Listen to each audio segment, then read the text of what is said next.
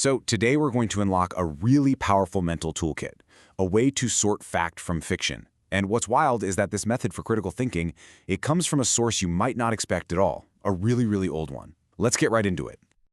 I mean, think about it. We are just bombarded with information, right? All these claims, all these opinions, and they're all fighting for our attention, for our belief. So how do we actually test them? How do we figure out what's solid and what's just, well, noise?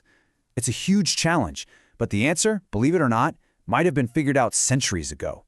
And here's the thing, a really powerful blueprint for this kind of thinking is actually laid out in the Quran. Now, for what we're doing here, we're not going to be looking at it as a religious text. Instead, think of it as a kind of manual for analysis, a guide on how to take basically any idea, pull it apart, and really see what it's made of.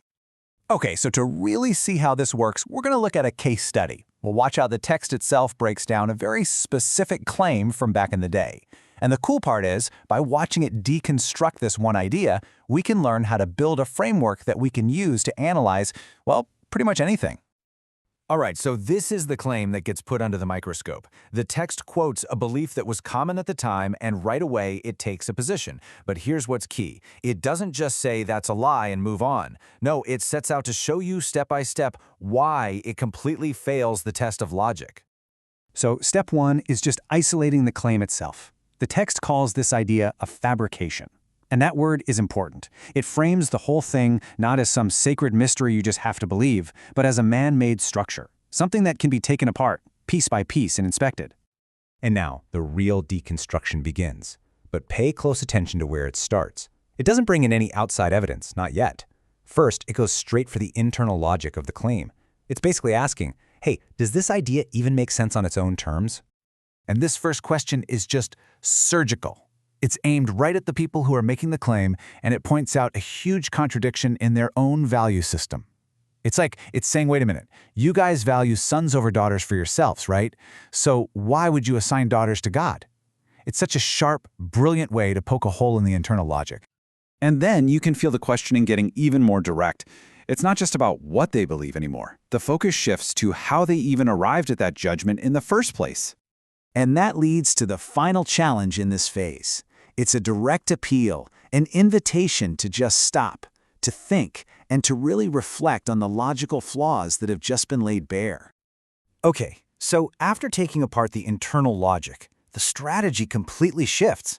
I mean, an argument with flawed logic is already on shaky ground, but the text isn't done. It goes a step further. It starts demanding external, verifiable proof.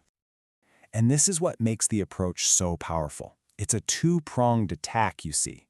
First, you test the idea's internal consistency. Does it make sense on its own? Then, you demand external evidence. Can it be proven? Any strong argument has to be able to stand up to both of those tests. So, the first demand for proof is super direct. It's a call for eyewitness testimony. The question is so simple, but so powerful. Were you there? Did you actually see this happen with your own eyes? Then the demand gets a little broader. It's like, okay, so you weren't an eyewitness, fine. What other kind of hard evidence, what clear proof do you have to offer? And this brings us to the final test for evidence. If you don't have eyewitnesses and you don't have any other proof, then where is your authoritative source?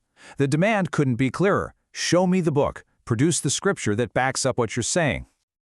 So, now that we've walked through that entire deconstruction, what are we left with? Well, what we have is a repeatable blueprint for thinking critically, a method we can actually pull out of this ancient case study and turn into a modern, really practical framework.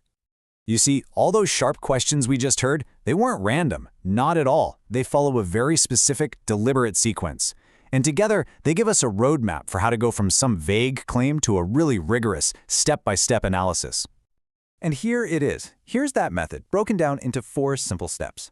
Think of it like a filter that you can run any claim through. First, you isolate the claim. Second, you probe its internal logic. Third, you demand direct evidence. And fourth, you require authoritative proof. Isolate, probe, demand, and require. So the big question is, what does this ancient framework actually mean for us, right here, right now, in a world that is just overflowing with information? And let's be honest, a lot of misinformation and some pretty bold claims. Really, the core idea is all about making a shift a shift from just passively accepting things to actively analyzing them.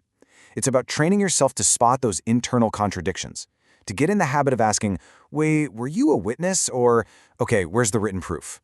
The whole point is to train our brains to always separate a simple assertion from the actual evidence that's supposed to back it up. And you know, at the end of the day, this method is so much more than just a technique to win an argument. It's really a tool for your own mental clarity. It gives you a structured way to cut through all the noise out there and to build your own understanding on a really solid foundation of logic and real evidence. And that, right there, is the real power of this whole blueprint. It's not just some interesting fact to know, it's a tool that's meant to be used. So really, the only question left is this. Now that you have this tool in your hands, what are you going to question next?